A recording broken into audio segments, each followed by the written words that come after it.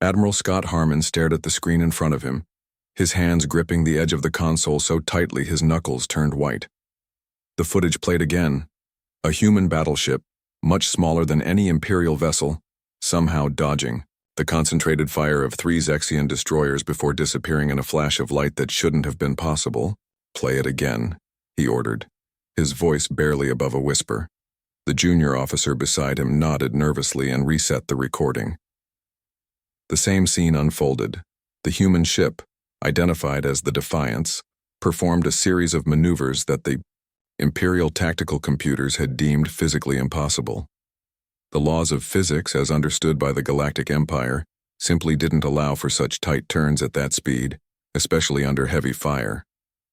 "Sir," the officer said carefully, "this is the 12th time we've watched it." Admiral Harmon waved his hand dismissively. "And I'll watch it 100 more times until I understand how they did it. Humans are a primitive species. They only achieved faster-than-light travel 80 years ago. This shouldn't be possible." The door to the command center slid open with a soft hiss. Intelligence Officer Crixus entered, his tall, slender frame casting a long shadow across the polished floor. Unlike the other Zexians, whose blue skin reflected the harsh lighting of the command center, Crixus had darker markings around his eyes, a sign of his mixed heritage that he neither hid nor flaunted. "Admiral," Crixus said, bowing slightly, "the Galactic Council demands answers." Harmon sighed deeply. "What am I supposed to tell them? That a single human vessel destroyed 4 of our ships and damaged 3 others before escaping? That their technology seems to be advancing at a rate that defies all our models. The Council is in an uproar," Crixus continued, placing a datapad on the console. "Representatives from 17 systems have submitted formal inquiries. The Drexians are particularly concerned, given their proximity to human space." "Show me what you found," Harmon said, gesturing to the pad. Crixus tapped the screen, bringing up a series of diagrams and readings. "The energy signature from the human vessel doesn't match anything in our database. Their shield technology absorbed energy levels that should have vaporized a ship 3 times its size. And this," he pointed to a particular reading, "suggests they're using some form of gravitational manipulation we haven't seen before." "Impossible," Harmon muttered, though the evidence was right in front of him. "Humans don't have that kind of technology. They can't." "The evidence suggests otherwise, Admiral," Crixus said carefully. "I believe we have significantly underestimated them." Across the galaxy aboard the human battleship Defiance, Captain Olivia Reeves stood in her ready room, reading the message from Earth Command for the 3rd time. The orders were clear, but daunting. Gather intelligence on the Empire's central defense systems, particularly their planetary shields. Humanity needed this information if they were to have any chance in this war they never wanted. Reeves ran her hand through her short brown hair, a habit from her days as a cadet that she'd never managed to break. At 42, she was younger than most captains of major battleships, but the rapid expansion of the fleet had accelerated many careers. The door chimed, and Reeves called out, "Enter." First Officer Greg Murphy stepped in, his normally calm face lined with concern. "The crew is assembled in the mess hall, Captain. They're waiting for you." Reeves nodded. "How are they holding up?" "As well as can be expected. We lost friends on the Intrepid, but they're proud of what we accomplished." "We didn't save the Intrepid, Greg," Reeves said quietly. "No, but we proved the Empire isn't invincible. That means something." Together they walked through the corridors of the Defiance. Despite recent battle damage, the ship was clean and orderly, a testament to the discipline of her crew. They passed repair teams working on exposed circuitry, each team offering a quick salute to their captain. The mess hall fell silent as Reeves entered. Nearly 100 crew members were packed into the space, some standing along the walls, others seated at tables. Their faces showed a mix of exhaustion, grief, and pride. Reeves took her place at the front of the room. "I won't lie to you," she began, her voice carrying to every corner. "We've been given new orders, and they're not easy ones. Earth Command wants us to go deeper into Imperial territory than any human ship has gone before." A murmur ran through the crowd. I know we're all thinking about the Intrepid, Reeves continued. 437 men and women, our friends, our family.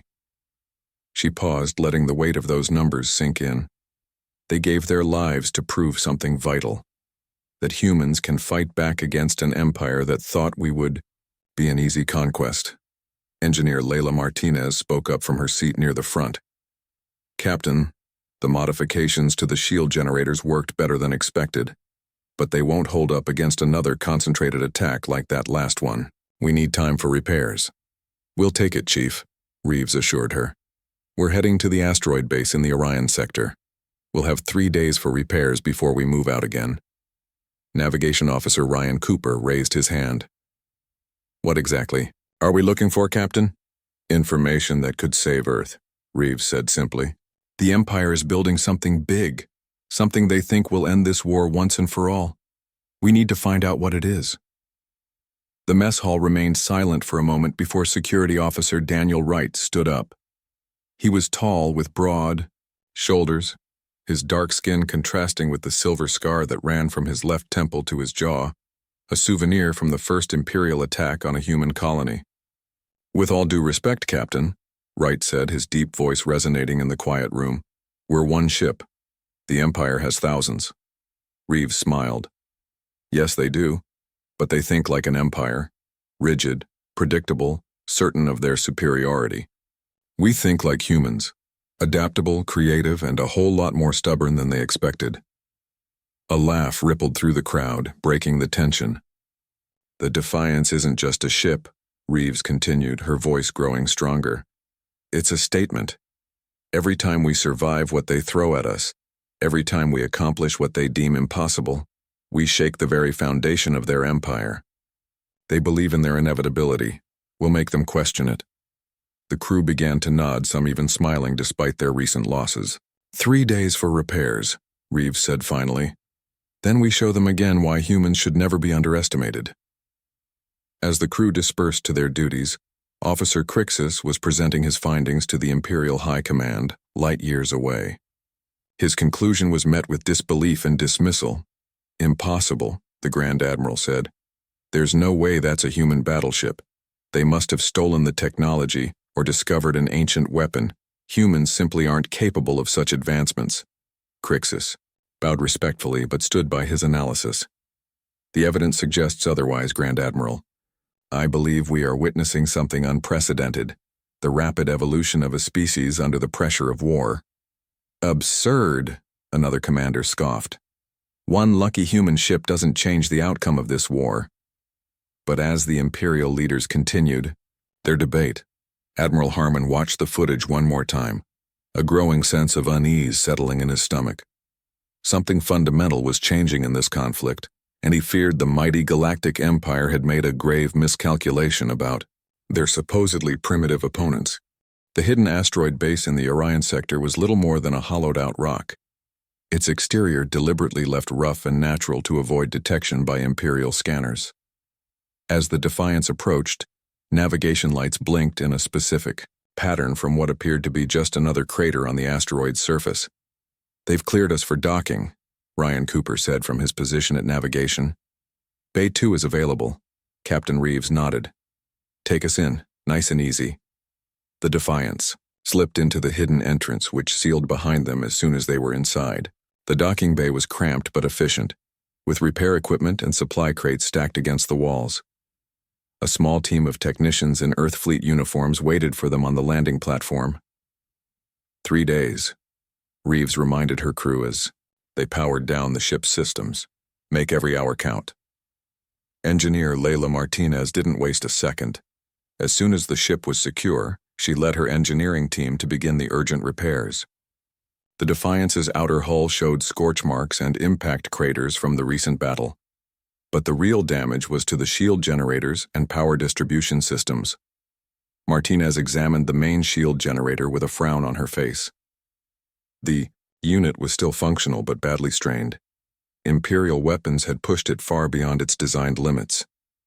This shouldn't have worked, she muttered to herself as she removed a panel to expose the inner workings. By all rights, we should be Floating atoms by now. She connected her diagnostic tool and began reviewing the data from the battle. Something caught her eye. During the most intense moments of the Imperial attack, the shields had somehow resonated with the enemy weapons fire, creating a feedback pattern that actually strengthened them momentarily. Martinez called over her assistant, Ben Norris, a young engineer with a reputation for thinking outside standard fleet protocols. "Look at this," she said, pointing to the readout. "See that pattern? The Imperial weapons hit us at frequency J775, but our shields automatically shifted to J778.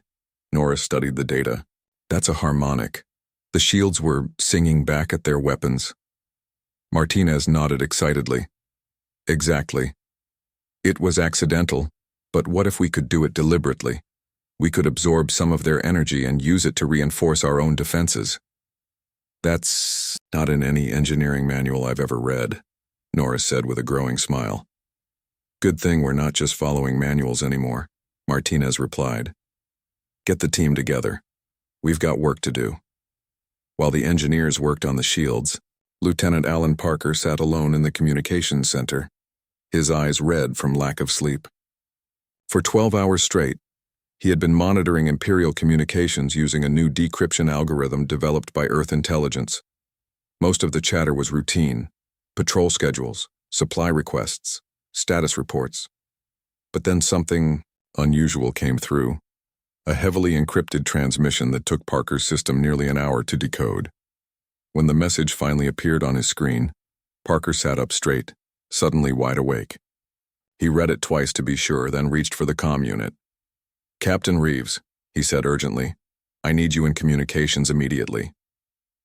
10 minutes later, Captain Reeves stood behind Parker, reading the decoded transmission for herself.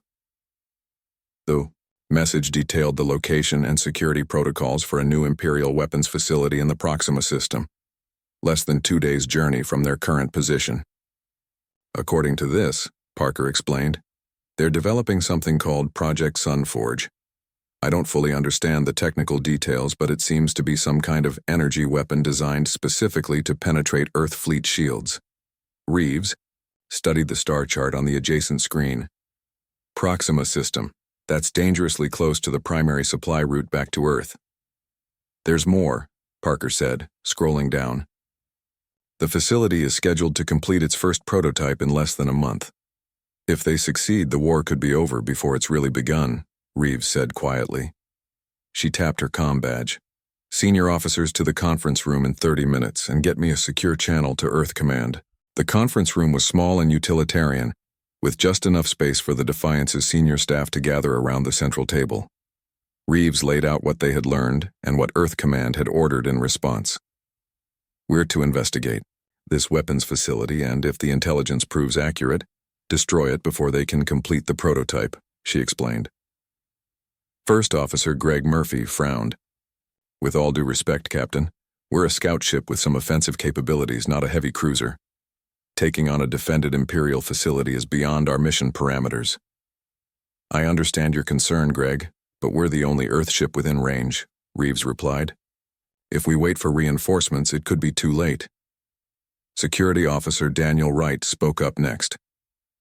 "The transmission mentions that the facility has a standard Imperial defense grid. We've faced worse and survived." "Barely," Chief Medical Officer Natalie Green reminded him. "I've still got injured crew from our last engagement." "Which is why I'm proposing a different approach," Reeves said, activating the table's holographic display. A three-dimensional image of an Imperial outpost appeared, rotating slowly. "This is Outpost K-12, a small research station in the Vega system. According to Lieutenant Parker's intelligence, it serves as a data relay for the Proxima weapons facility." She zoomed in on a section of the outpost. "If we can send a small team to infiltrate the outpost and access their central computer, we might be able to get detailed schematics of the Proxima facility, including any weaknesses we could exploit." Wright nodded slowly. "A covert operation instead of a frontal assault. I like it. My security team can handle the infiltration." "It's still incredibly risky," Murphy pointed out. "If they're caught, the Empire would know exactly what we're planning." The room fell silent as each officer considered the implications. They weren't just talking about the fate of one ship anymore, but potentially the outcome of the entire war. Finally, Martinez spoke up from her place at the end of the table.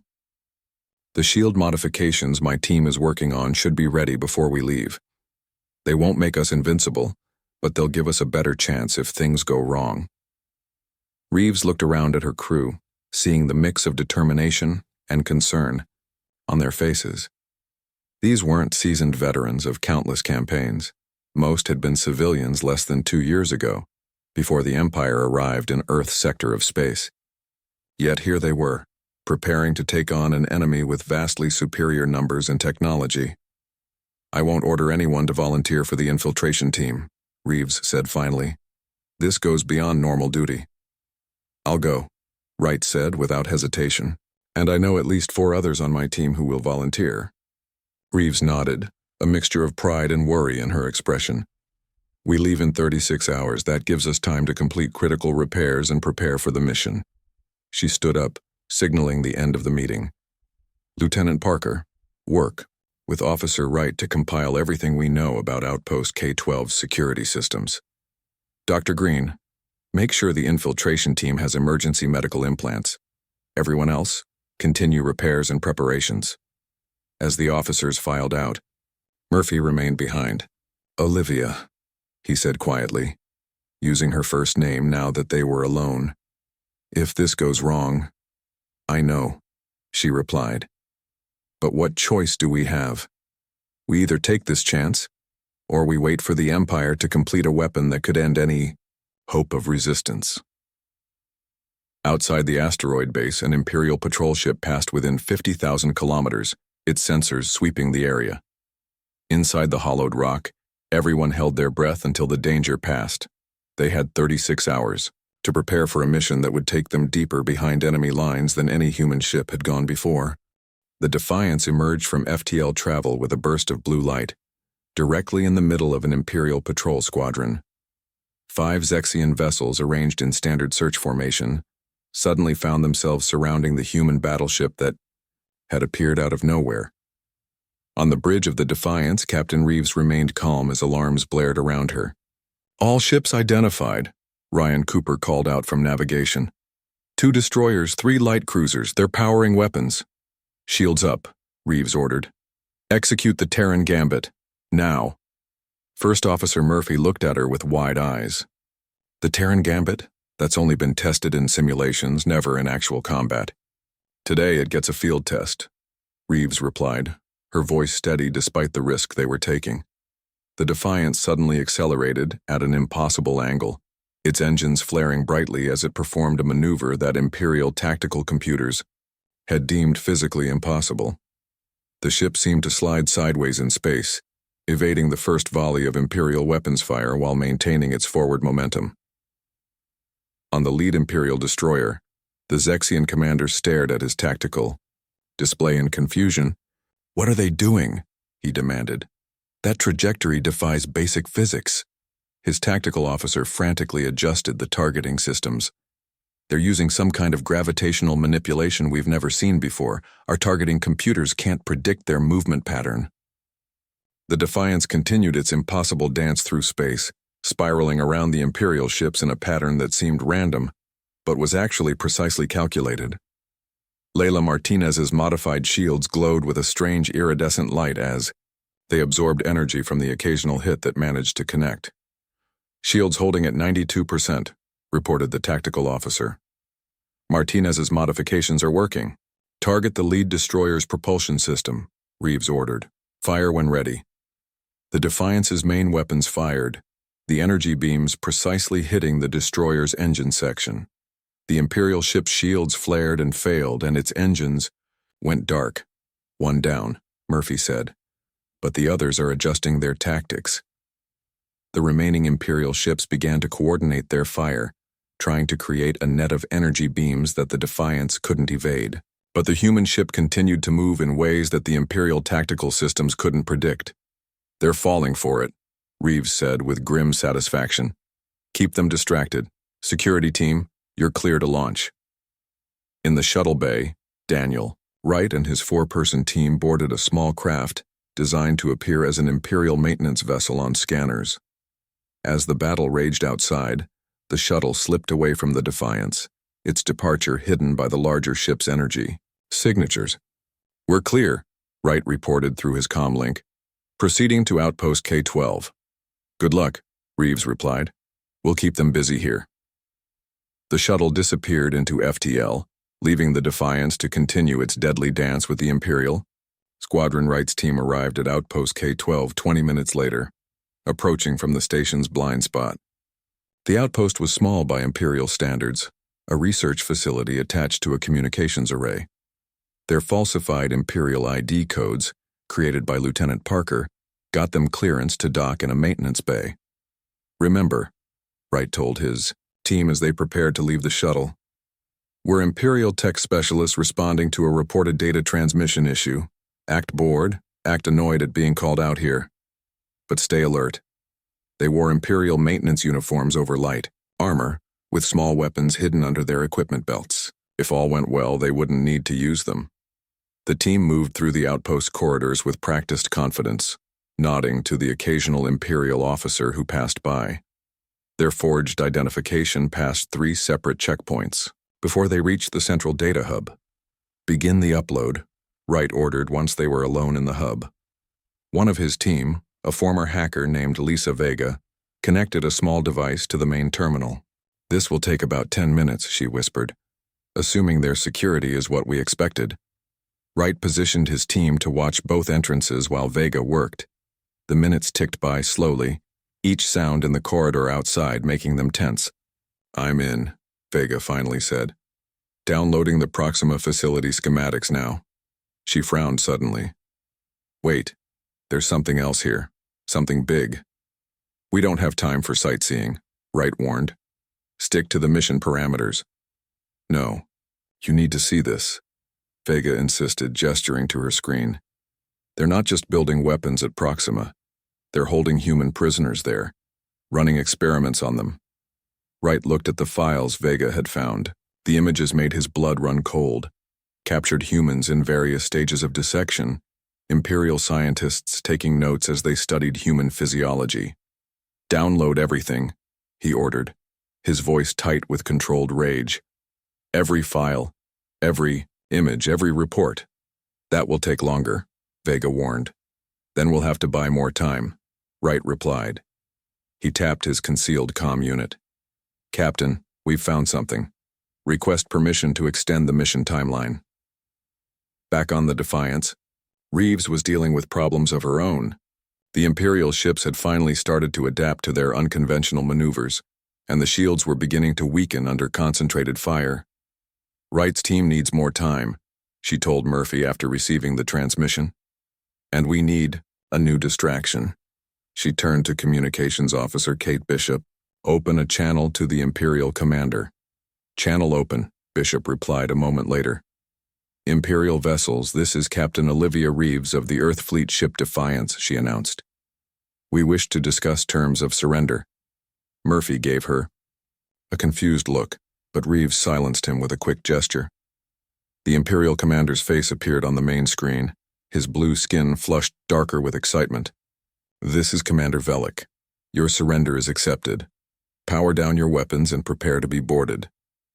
"I believe you misunderstood," Reeves replied calmly. "I wasn't offering our surrender. I was suggesting you might want to consider yours." Velik's expression changed to one of outrage. "You're outnumbered and outgunned, human. You have nowhere to run." "Perhaps," Reeves agreed, "but we've disabled one of your ships and damaged 2 others. How will the Imperial High Command react when they learn you lost 3 vessels to a single human ship? I hear Admiral Harmon was recently demoted for a similar failure." The commander's face showed a flicker of uncertainty. Reeves had hit a nerve. "And, while we've been talking," she continued, "our sensors have mapped every detail of your ship's defense systems. That information is already being transmitted back to Earth Fleet." It was a bluff, but one that might buy Wright's team the time they needed. On Outpost K-12, Vega finally finished downloading the data. "Got it all," she reported to Wright, "including complete schematics of the Proxima facility's defense grid. There's a weakness in their southern quadrant where two shield generators overlap. The frequencies don't quite match. That's our way in, Wright said. Now let's get out of here before an alarm suddenly blared throughout the outpost. Intruder, alert, an automated voice announced. Unknown access detected in Central Data Hub. Time to go, Wright said grimly, drawing his weapon. Plan B, fight our way back to the shuttle. As Wright's team prepared for a fighting retreat, Captain Reeves received an urgent message from the asteroid base they had left behind. Captain, the communications officer reported, we're receiving a transmission from an unknown source within the Empire. They're using one of our old emergency frequencies. Put it through, Reeves ordered, curious despite the danger they were in. A voice came through, distorted but understandable. Earth vessel, this is Dr. Valnar of the Scientific Academy. I lead a resistance movement within the Empire. Many of us oppose this war. If you can hear this, respond on frequency Delta 9. Reeves looked at Bishop. Is this some kind of trap? The signal is coming from deep within Imperial territory, Bishop replied. And they're using a frequency that was decommissioned years ago. The Empire shouldn't even know about it. Reeves made a quick decision. Put us on Delta 9. Dr. Valnar, this is Captain Reeves of the Defiance. We hear you. There isn't much time, the voice replied. The Empire isn't as united as they want you to believe. Many of us are working against the military leadership. We can help you. As the battle continued around them and Wright's team fought their way back to their shuttle, a new and unexpected alliance began to form, one that would shake the Galactic Empire to its core. News of the Defiance's impossible victories spread through the Empire like wildfire. Despite efforts by Imperial Command to suppress the information, stories passed from ship to ship, planet to planet. A single human vessel had outmaneuvered. An entire squadron destroyed an Imperial destroyer and vanished before capture. Each retelling made the human ship more powerful, more mysterious. In the Grand Chamber of the Imperial High Command, Grand Admiral Zortek faced the assembled military leadership with barely contained rage. This human vessel has made fools of us for the last time, he said, his voice echoing in the vast room. Commander Velik's failure is unacceptable. An older admiral spoke up. The report suggests the human ship used technologies we believed were centuries beyond their capabilities. Perhaps we have underestimated them. Nonsense, Zortek snapped. Humans are a primitive species that stumbled upon FTL travel less than a century ago. They cannot possibly have developed such technologies on their own. Then how do you explain their success? Another officer asked. Before Zortek could respond, the chamber doors opened. An Imperial courier entered and approached Zortek with a datapad. The Grand Admiral read it, his expression darkening. Outpost K-12 was infiltrated during the battle with the human ship, he announced. Critical data was stolen, including details about the Proxima facility. Murmurs spread through the chamber. One of the officers rose to his feet. First a destroyed destroyer, now a compromised research station. Your strategies have failed repeatedly, Grand Admiral. Perhaps it is time for new leadership. The chamber fell silent. Such direct challenges were rare in the hierarchical Imperial military. You question my leadership? Zortek said dangerously. The Emperor questions it, the officer replied, holding up another datapad. I have just received word. You are relieved of command, effective immediately. Stunned silence filled the chamber as Imperial guards entered and escorted Zortek out.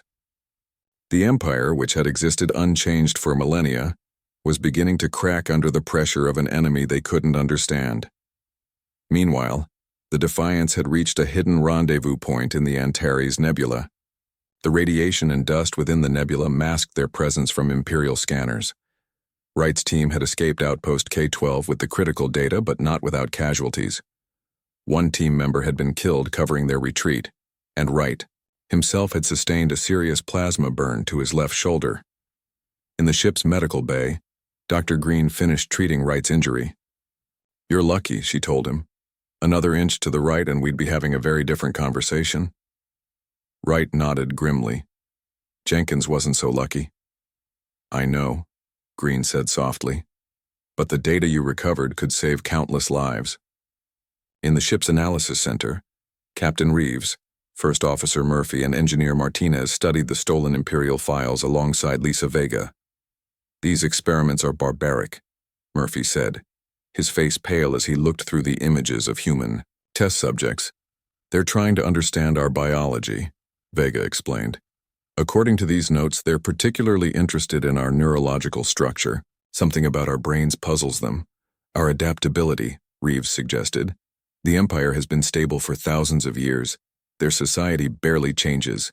Humans, on the other hand, went from horse-drawn carriages to space travel in less than 2 centuries. That might explain their interest," Martinez agreed, "but not how to stop them." Reeves shifted focus to the Proxima facility schematics. "Here's what we came for. Complete layout of their weapons research center, including shield frequencies, and patrol schedules. And look at this," Vega added, pointing to a section of the facility. "That's where they're keeping the human prisoners, 23 of them according to these records." Reeves studied the schematics with a heavy heart. The Proxima facility was far more heavily defended than they had anticipated. The Defiance, even with its recent modifications, couldn't hope to assault it directly. "We need more information about Dr. Valnar and this resistance movement," she decided. "Communications, have we received any further transmissions?" Kate Bishop nodded. "Yes, Captain. We've established a secure channel. Dr. Valnar is requesting a direct meeting." "A meeting?" Murphy said skeptically. "That sounds like a trap." "Maybe," Reeves agreed. "But if there really are Imperial citizens who oppose this war, they could be invaluable allies." In engineering, Layla Martinez and her team worked tirelessly on further modifications to the Defiance's systems. The battle with the Imperial squadron had provided valuable data on how their weapons and shields interacted with the modified human technology.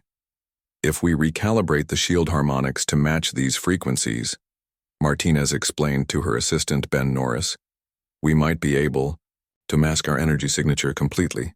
"You mean we could appear as an Imperial ship on their scanners?" Norris asked, eyes widening. "That's the idea," Martinez confirmed. "We'd still look like a ship, just not a human one."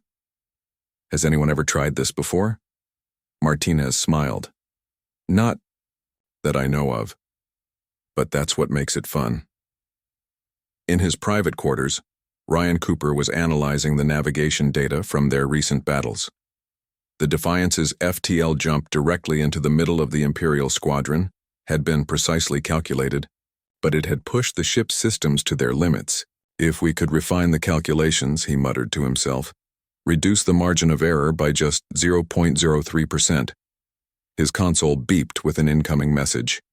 It was from Earth Command, heavily encrypted. Cooper quickly input his authorization code and read the message with growing concern. He immediately contacted Captain Reeves. "Captain, we have a problem," he said when she arrived. "Earth Command has detected a massive buildup of Imperial forces in the Arcturus sector.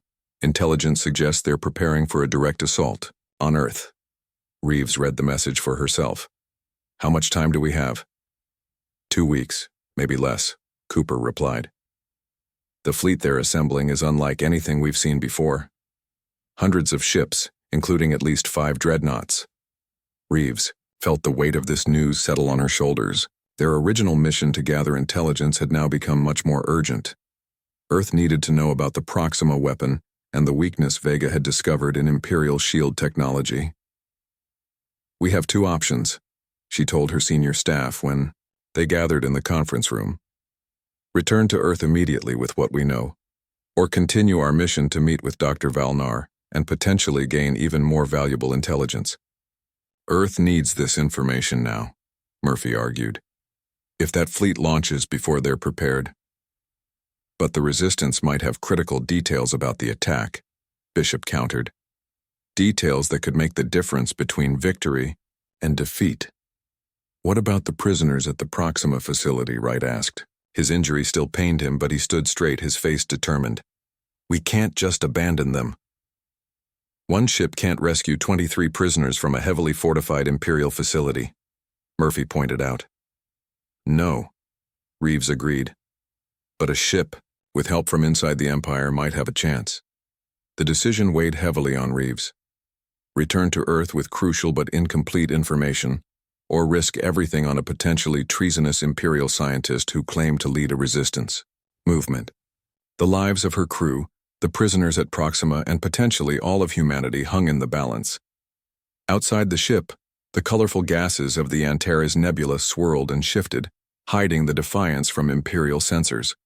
For the moment they were safe, but time was running out, and somewhere in the vastness of space a massive Imperial fleet was preparing to launch an attack that could end humanity's brief venture into the stars. Reeves looked around at the faces of her crew, people who had come to trust her judgment and leadership. They waited for her decision, ready to follow her orders whatever she decided. "Set course for the rendezvous coordinates," she finally said. "We're going to meet Dr. Valnar." The rendezvous point chosen by Dr. Valnar was an abandoned mining outpost orbiting a dead moon. As the Defiance approached, its systems now mimicking an Imperial patrol vessel thanks to Martinez's modifications, Captain Reeves couldn't help but feel uneasy. "Any signs of a trap?" she asked, scanning the view screen. "Negative," Cooper replied from navigation.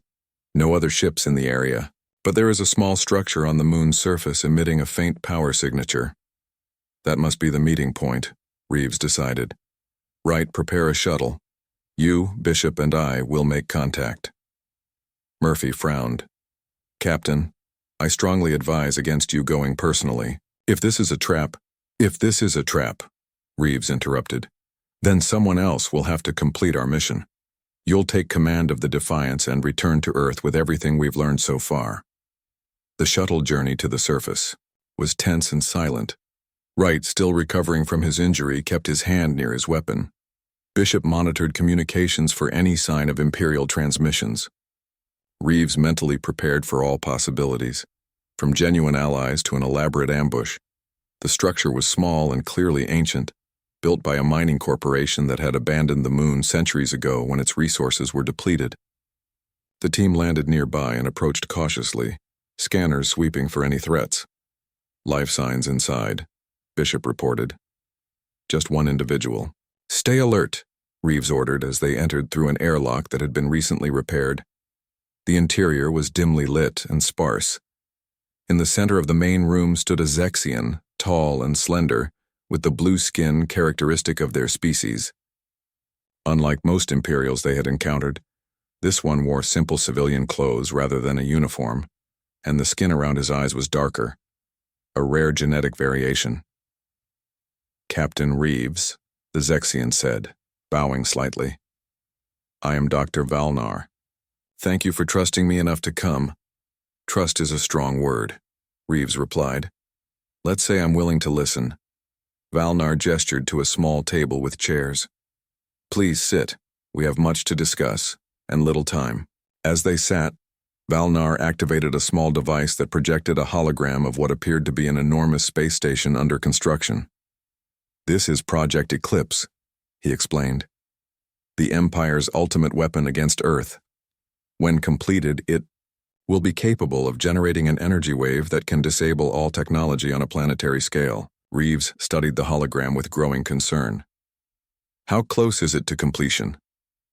"Too close," Valnar replied grimly. "The fleet your people have detected is meant to occupy Earth's defenses while Eclipse moves into position. Once deployed, your planet will be rendered defenseless, no communications, no power, no weapons." "Why are you telling us this?" Wright asked, suspiciously. "Why betray your own people?" Valnar's expression hardened. "The Empire you've encountered is not what it once was. For thousands of years, we were explorers and scholars. Then the military faction gained control, led by those who believe that all other species exist only to serve us." He tapped the device again, and the hologram changed to show a strange crystalline object. "This is what they discovered 50 years ago, an artifact left by an ancient species we call the predecessors. It contains technology beyond anything we've ever seen. The military has been reverse engineering it, using its power to fuel their conquest." "And you oppose this?" Bishop said. "Not quite a question." "Many of us do," Valnar confirmed. "Scientists, civilians, even some military officers recognize the madness of the current leadership. We've been working in secret, trying to prevent a war that could destroy both our civilizations. Reeves considered his words carefully. The Empire has been experimenting on human prisoners, studying our biology. Yes, Valnar acknowledged, his expression pained. They're particularly interested in your neurological structure, your capacity for creativity and adaptation, qualities our species once valued but have engineered out of our gene pool in pursuit of stability and uniformity. How large is your resistance? Reeves asked. Large enough to help you, Valnar answered. We've placed people throughout the Imperial hierarchy. With the right plan, we could strike simultaneously at multiple targets, creating enough chaos for your ship to approach Eclipse undetected. And the prisoners at Proxima? We can help free them as well. One of our members oversees security there. Back on the Defiance, Martinez and her team were monitoring communications when an unusual signal caught their attention. That can't be right, Norris said, looking at his console. According to this, there's an Imperial dreadnought approaching the system. Martinez checked the readings herself. Confirmed, and it's moving fast. Too fast for a ship that size. She immediately contacted Murphy on the bridge. Sir, we have an Imperial vessel entering the system. Their energy signature is unlike anything we've seen before. Murphy quickly ordered battle stations. Get me Captain Reeves, now. On the moon's surface, Bishop received the urgent transmission. Captain, she said, interrupting the discussion. With Valnar, the Defiance is detecting an Imperial dreadnought entering the system. Impossible, Valnar said, suddenly alert. No one knew about this meeting except my most trusted allies. Unless one of them betrayed you, Wright suggested, drawing his weapon. Valnar's expression showed genuine shock. If they found us, then the resistance is compromised. We need to leave immediately. As they hurried back to the shuttle, a massive shadow fell over the moon. Above them, visible even from the surface, was the largest Imperial vessel they had ever seen. Sleek, black, and bristling with weapons unlike any standard Imperial design. The Eclipse Harbinger, Valnar said, his voice barely above a whisper. The prototype for their new fleet, powered by predecessor technology. We'll never outrun that in a shuttle, Wright said grimly. We don't need to, Reeves replied. We just need to reach the Defiance. They launched, the small shuttle racing away from the moon's surface as energy beams from the massive ship sliced through the space around them. Bishop struggled to maintain communications with the Defiance through the heavy interference being generated by the Imperial vessel. Murphy, Reeves called through the static. Execute Protocol Omega. We'll rendezvous at the secondary coordinates. Understood, Captain, came the broken reply. But that ship, it's like nothing we've seen before. I know. We've got Dr. Valnar with us. He has information that could change everything. The shuttle weaved and dodged, Wright pushing its engines beyond safe limits as they raced toward the Defiance.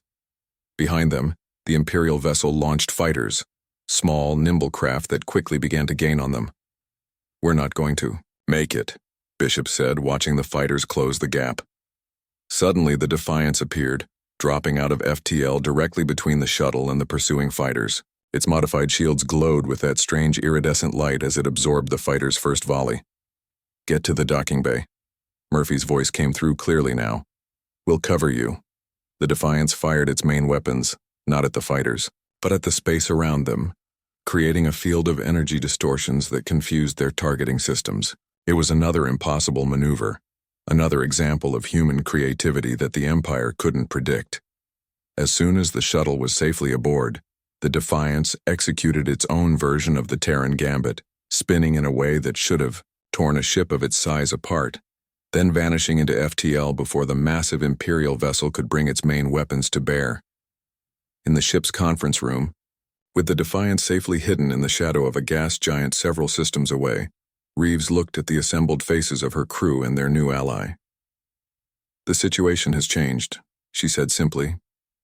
The Empire knows about the Resistance now, and they've deployed technology that gives them a significant advantage. Then we return to Earth, Murphy suggested. Warn them about Project Eclipse.